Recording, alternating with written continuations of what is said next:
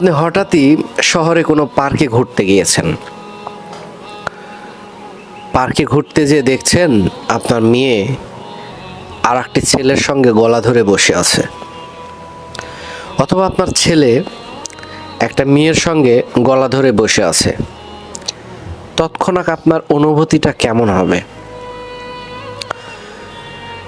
দুনিয়াতে কিছু সময়ের জন্য এসেছেন, আবার চলে যাবেন, তাই না?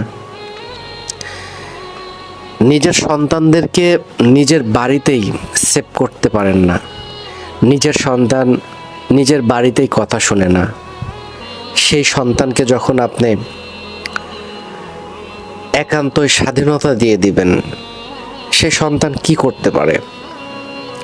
বর্তমান অবস্থা খুবই জটিল ও কঠিন। আপনার সন্তানকে আপনি বাইরে পড়াচ্ছেন, আপনি আবার বলেন যে আমার মেয়ে অমুক ভার্সিটিতে পড়ছে, আমার মেয়ে অমুক কলেজে পড়তেছে, মাসে আমার 10 থেকে 15,000 টাকা খরচ হয়, অনেক কষ্ট করে টাকা দিই।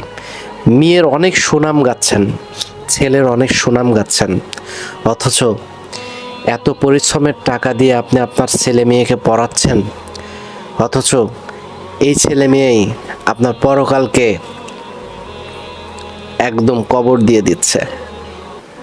আপনি 5 ওয়াক্ত সালাত আদায় করেন, কপালে দাগ পড়ে গেছে, আপনার মেয়ে ভার্সিটিতে পড়ে, আপনার মেয়ে কখন বাইর হয়, কখন কোন ছেলের সাথে বসে থেকে আড্ডা দেয়, আপনি মোটেও কোনো দিন কল্পনা করেননি, কিন্তু এটাই ঘটে।